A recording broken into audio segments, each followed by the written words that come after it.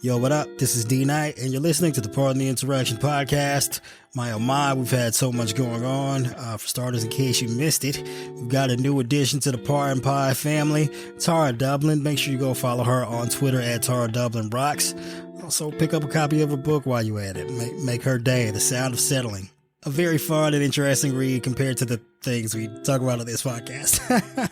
But yeah, we're heading toward the do or die time for the 2024 election. Go ahead and hit up JoeBiden.com. Get that man like $1 a month or something. Help his campaign staff up and get prepared to try and save our democracy. And make sure to grab like one other person you know and tell them about the podcast. Make sure they subscribe and tune in every single week. We got a lot of things coming up for you this year. We need all the support that we can get. So if you do your part and help us grow our audience, we'll do our part and help elect Joe Biden in 2024 and save American democracy. And this is the Pardon the Interaction podcast. Carolyn Maloney. Oh, wait, hold on. Wait, in your feels about what now? Oh, wait, I've got okay. Carolyn Maloney being pushed out by Jerry Nadler. Like, that has me feeling some type of way. It's tough. Yeah, I've been very in my feelings about that. Well, look, thank CNN governor, for fucking up the redistricting process in New York. It's his fucking fault. And those 88 people who didn't respond to the census and lost New York as a congressional district. Yep. Well, part of that is fucking.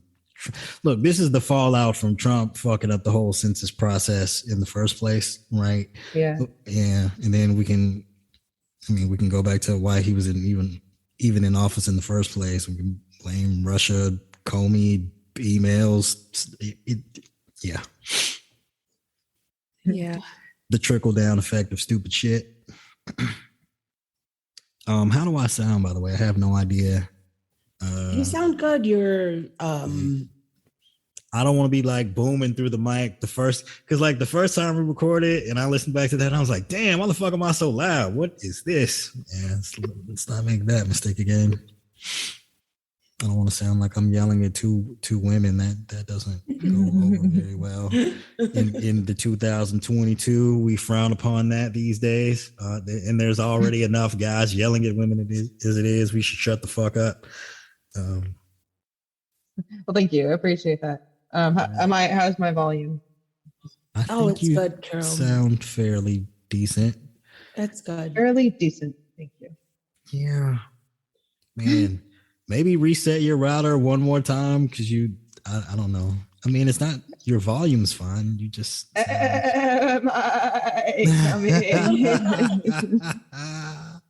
No, but seriously, it's is it choppy or whatever? It sounds like it's gonna be on its way there soon. No, it sounds good to me. It might just be me. I mean, it's entirely possible my internet connection is shit. I don't know. Yeah. So as for the show this evening, what I wanted to do on Monday is no longer possible because the news just won't stop. It's been fun. Why is every week insane? Why is it so ridiculously and absurdly insane? I can't keep up. That's what I'm trying to say.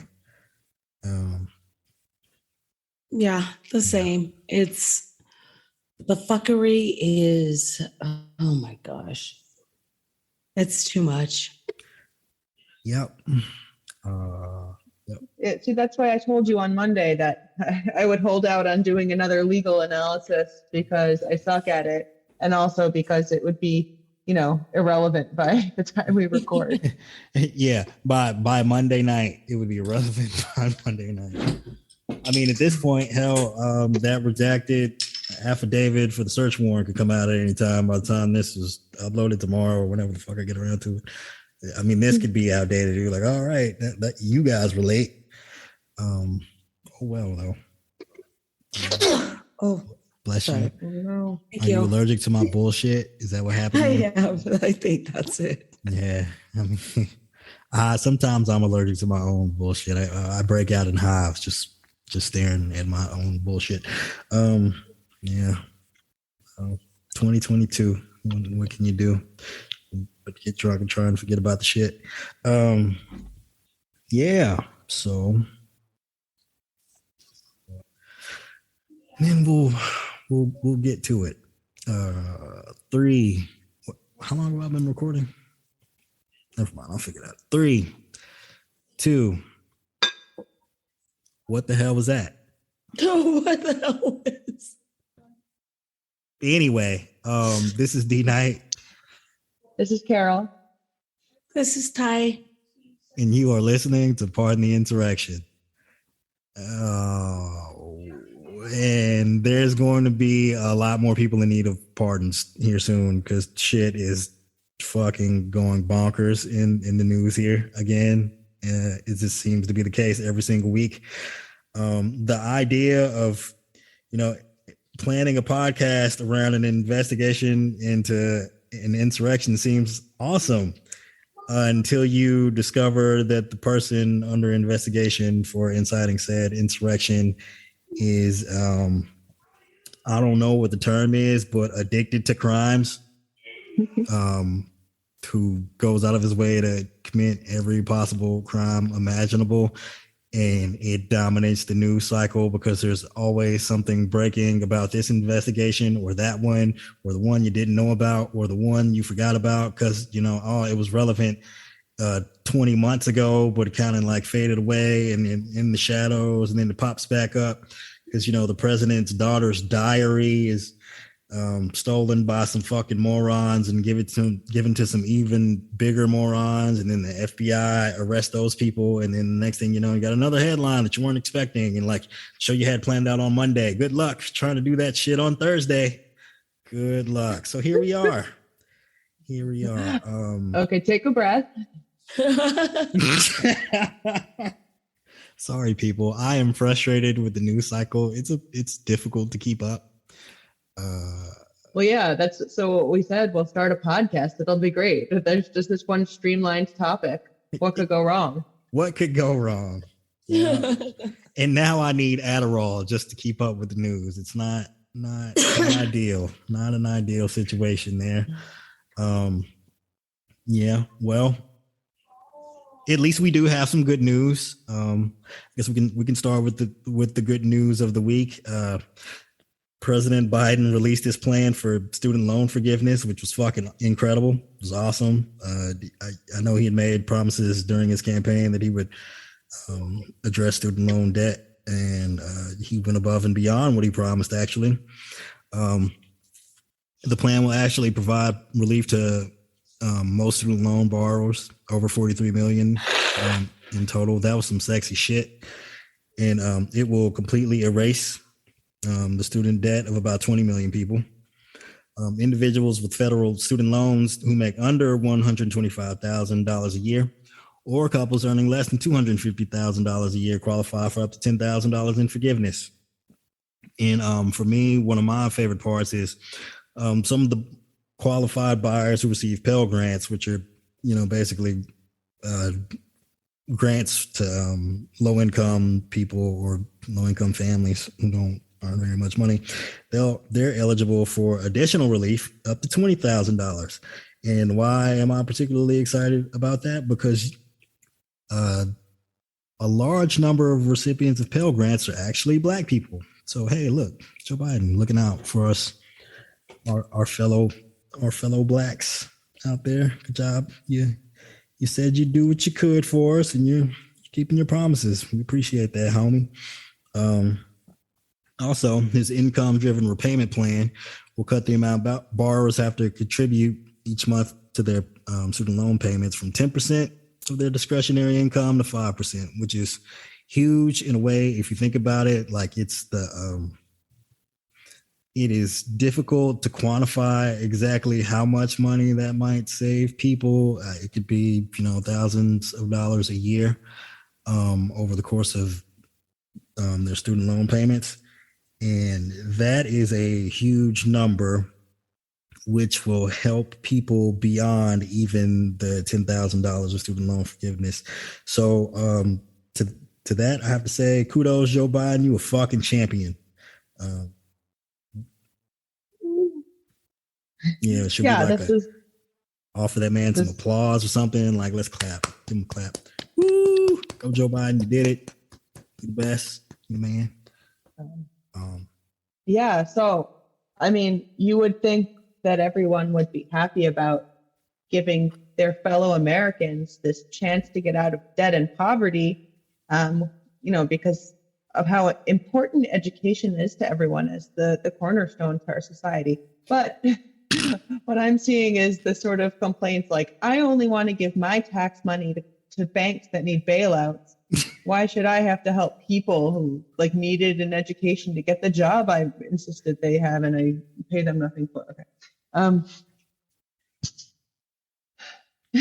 painting I'm getting a little too into character. You sound a little disappointed with some people. Might there be some pent up frustration in this area for you?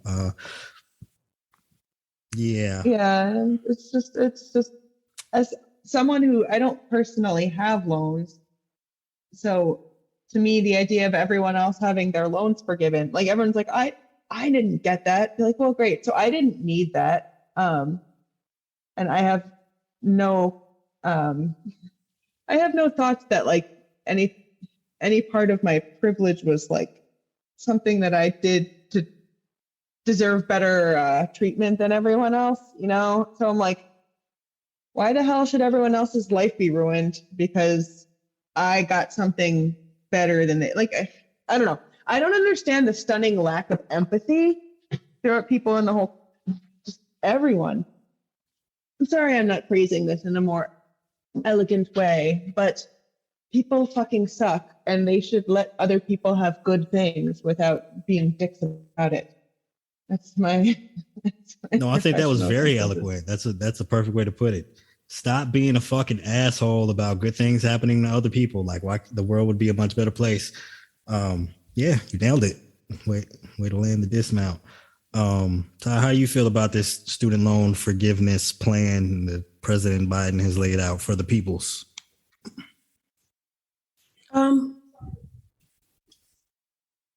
all down with, that.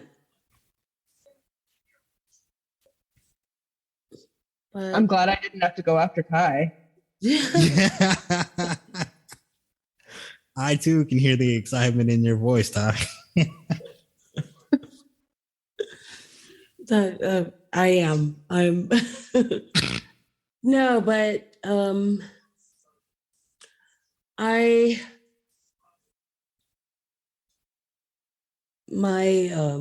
what is that I feel damn it, I can't even I can't either. Yeah. The excitement has just completely taken a hold of you. You can't even get your words out. I totally get it. I can't.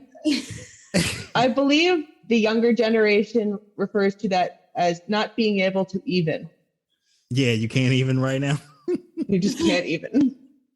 Can you even? No, I don't think so. No, I can't even. I mean, I can try to even on your behalf if that would be helpful. If only a man could come along and put words in her mouth. I mean, look, I'm sure there's and now for our next segment, men putting words in women's mouth. All right, that's my cue. Yeah, so the best part about all of this was the Republican response to President Biden's plan to forgive student loan debt, and that was to come out in unison and trash the Biden administration for I don't know, doing good things for the people because it's unfair. As a matter of fact, we have a statement from Marjorie Taylor Greene on just that. For our government to just say, okay, your debt is completely forgiven, it's completely unfair. Unfortunately for Marjorie Taylor Greene, the White House Twitter account had a perfectly apt response for that.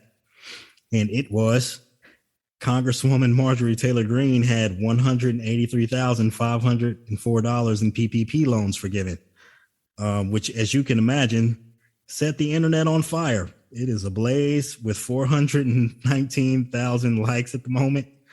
And then the White House Twitter account continued to roast Congressman Vern Buchanan, who also had over $2.3 million in PP loans forgiven after he complained about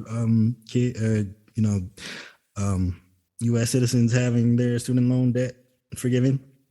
And then they continued to roast Mark Wayne Mullen, congressman who had $1.4 million in PP loans forgiven, who had the same gripe. And then the White House Twitter account continued to roast Kevin Hearn, who also had over $1 million, and so on and so forth. It was the most fire shit I've ever seen on the internet here. Maybe I'm not familiar with some of the weirder internet memes, but this was pretty good for mainstream political Twitter. This is some dope shit. I hope Trump saves some room at Bedminster next to Ivana, because they just bodied a lot of people. It's insane. It's so good. I can't stop looking at it, actually. It's nice to see some backbone. I mean, we see it all the time in the legislation and the effectiveness of the administration, but it's not. What I meant to see is it's nice to see some petty shit. We all need that sometimes. Yes.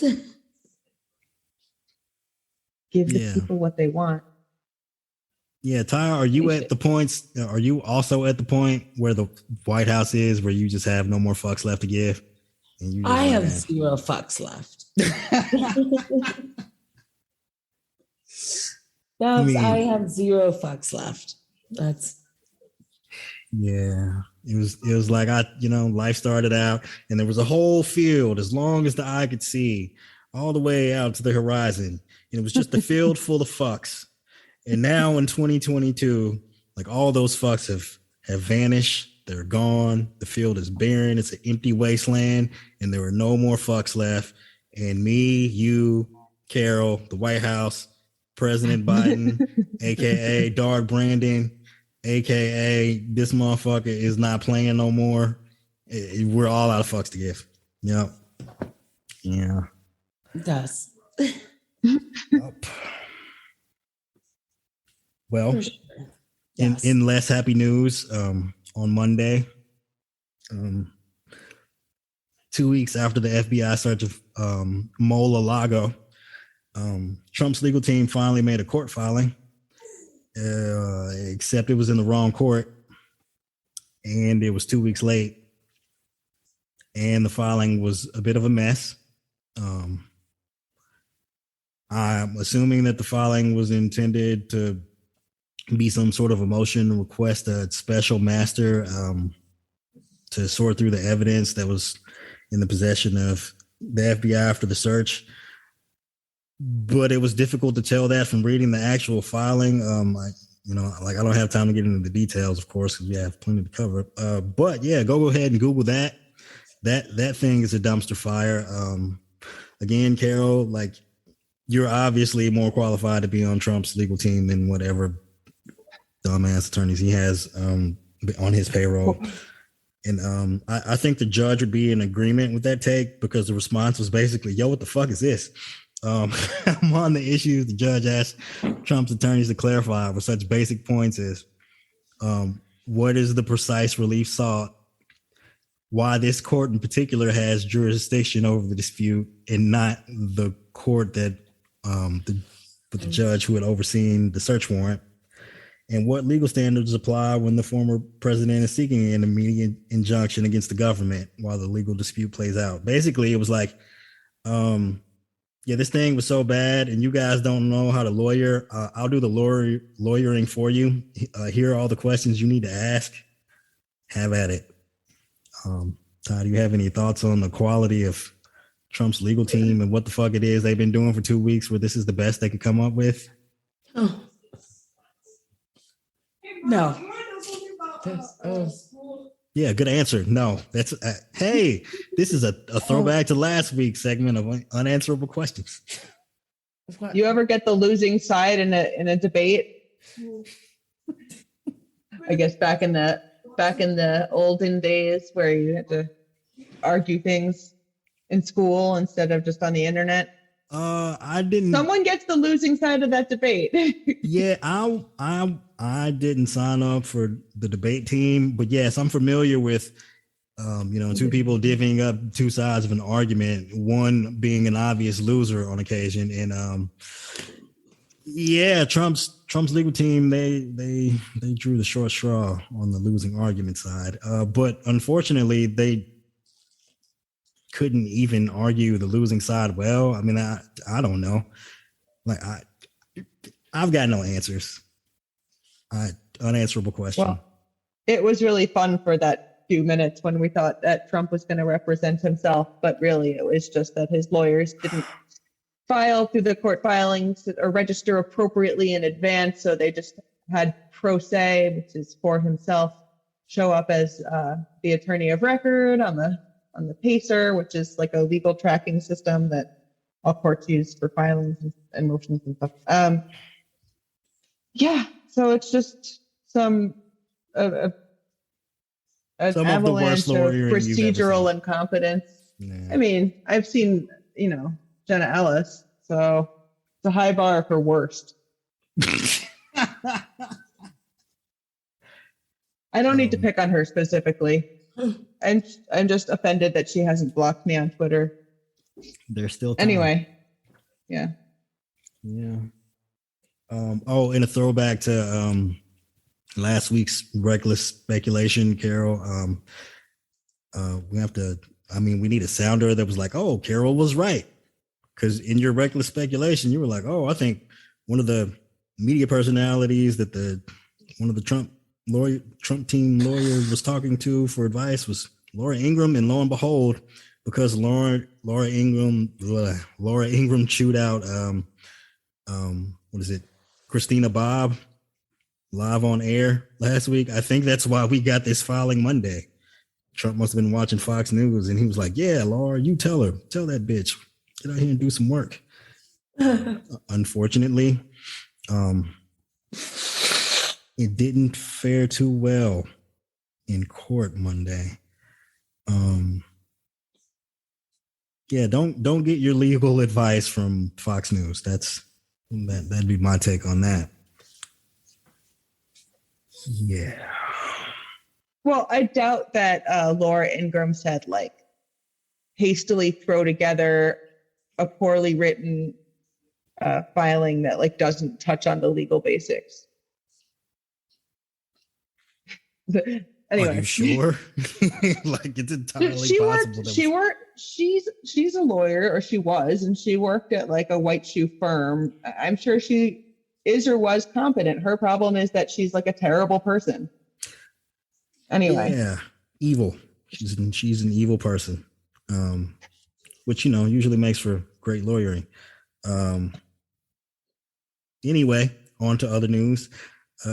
President Biden said Wednesday that he is appointing Kim Cheadle as the new director of the Secret Service as it faces scrutiny over the missing text messages related to the January 6th attack on the U.S. Capitol. It's about goddamn time. Get everyone out of there who was remotely involved in not only the insurrection on January 6th, but anyone who might potentially even be close to the cover up, even if they're not necessarily involved or even liable for the missing text. Just get them out, just in case. Better safe than sorry. Ty, would you agree that Biden should be cleaning house?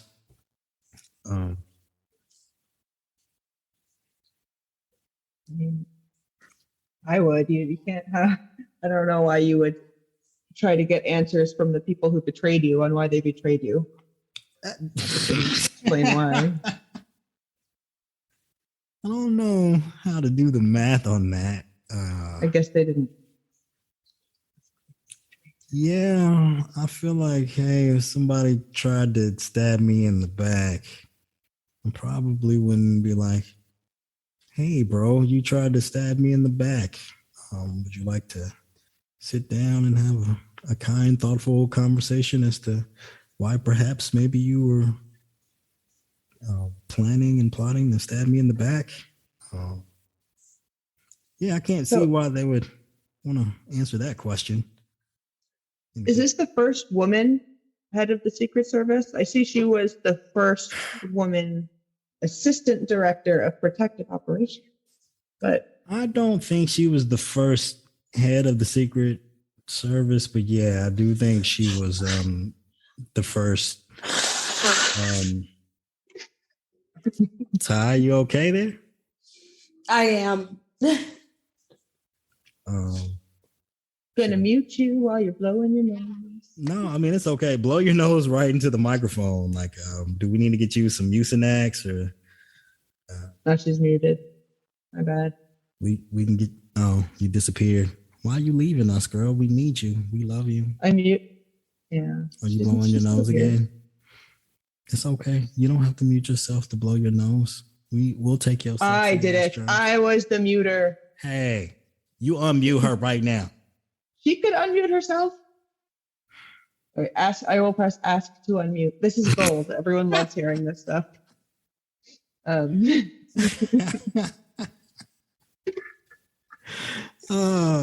I mean, hey, if she wants to keep her germs to herself, that's fine. But we would take them gladly.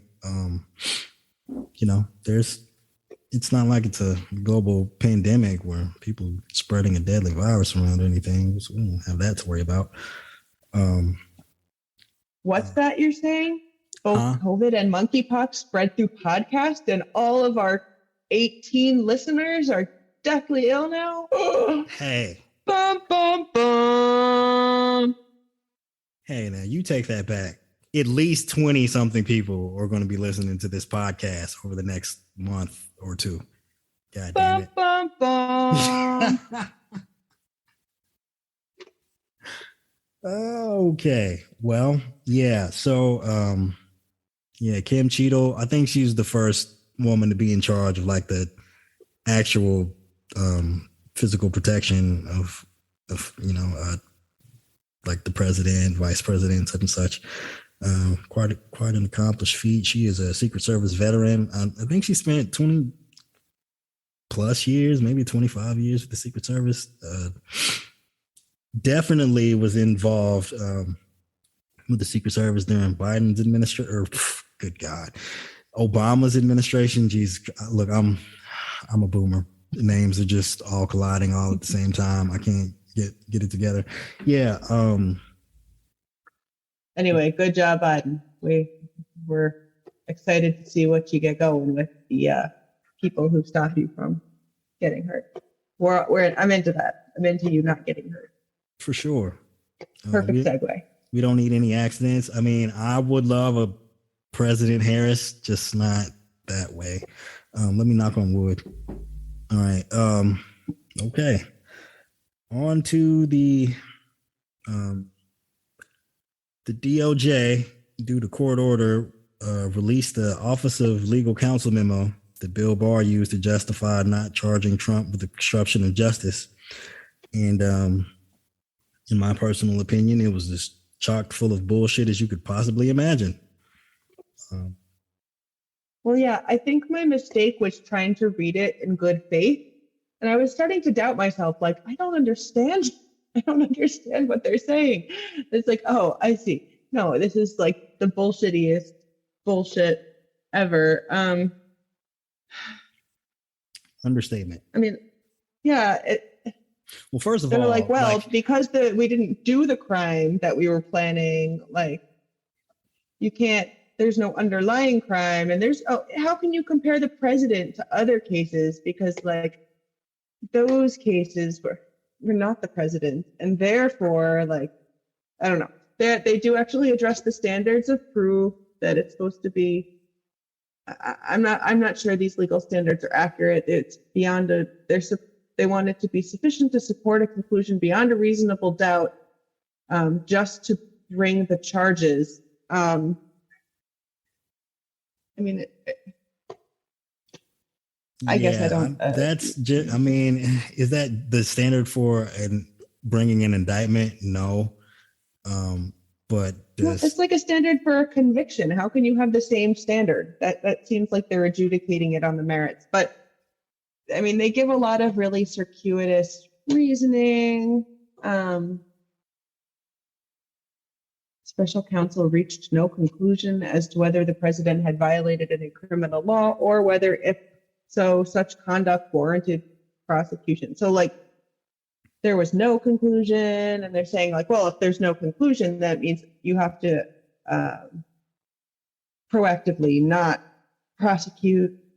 Like, you know, they go on to talk about how Trump didn't have intent because he just thought that he just wanted to know what the investigation was, and he was worried that it was making him look bad. It's like, well, yeah.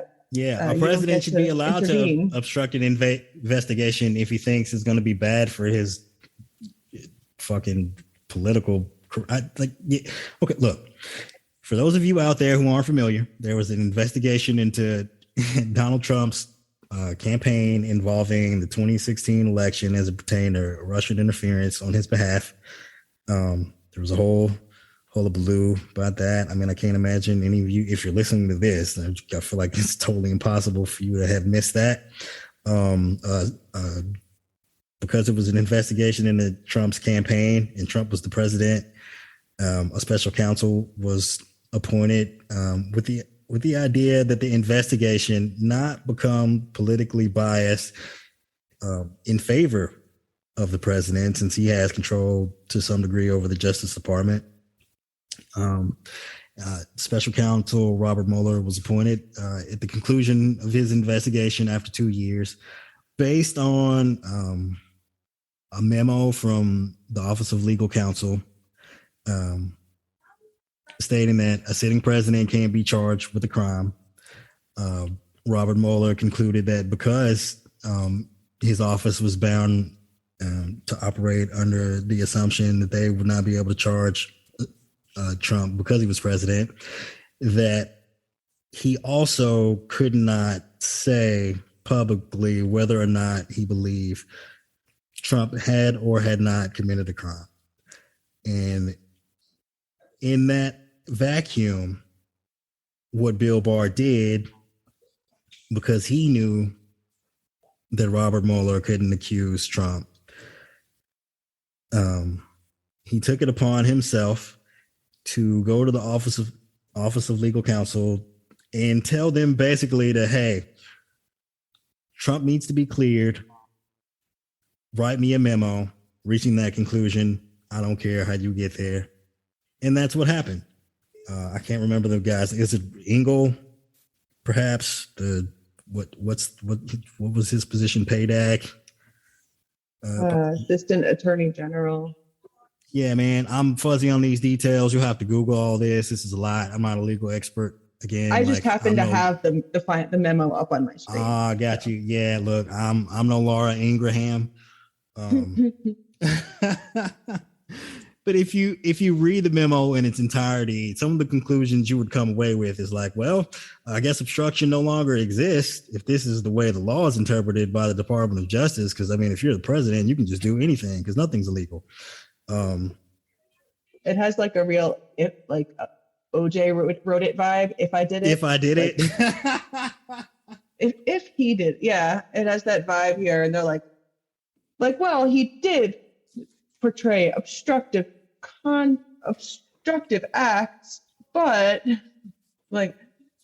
yeah, because there was no underlying crime. You can't charge him with obstruction. Conveniently leaving out the fact that, hey, maybe the obstruction prevented Robert Mueller from being able to find conclusive evidence Trump committed the crime. I don't know.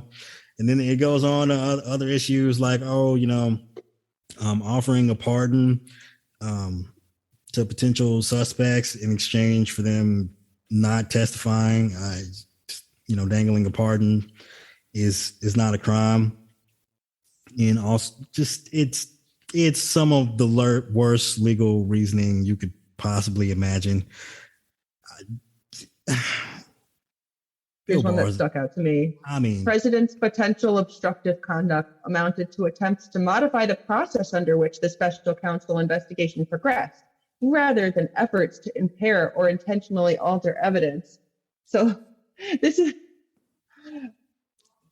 kind of like their election strategy. They're like, saying everything is fraud strategy, instead of trying to say to challenge the content of what happened.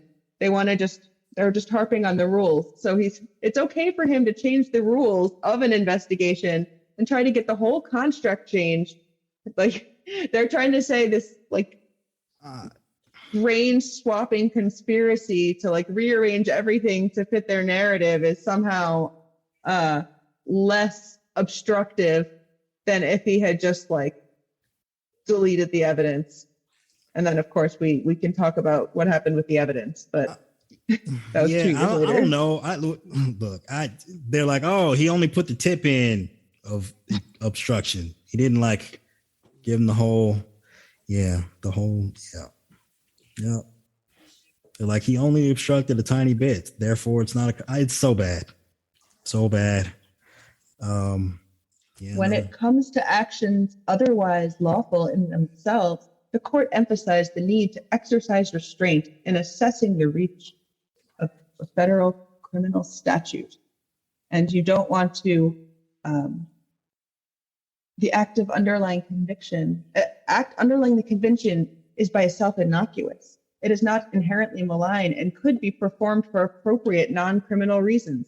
This is just, they go on with reasoning like this. I mean, they're technically stating some precedent, but hey, look, good luck. Good luck trying to understand the nature of that memo. And no, they're making a patchwork doll, of all the pieces of this is the ear of someone who was innocent, and this was the nose of someone who was innocent, and when you stitch it all together, it kind of it looks like an innocent person. See, there, yeah. Look, the conclusion you can draw from it is Barr assumed that this memo would never come to light and never face scrutiny, and at the moment, all he needed was just enough justification to look like he independently came to the conclusion that Trump was not guilty of any crimes. He failed at that. Yeah, we got the memo. This is some fuck shit. I don't know what the FBI or rather DOJ process is for reopening a case that was closed due to prosecutorial discretion. I don't know what that process is. Maybe someone who out there who's familiar with how the Department of Justice works wants to chime in. I don't know. It's not it's more than I'm equipped to handle. But I assume if it were that easy, Garland probably would have reopened this case and maybe filed. I don't know. Yeah. Reckless speculation there. I don't know what the fuck. Yeah. Good luck. Ty, are you still alive? Do we need to come rescue you? Do we need to send the chopper? Arnold Schwarzenegger style. Get to the chopper.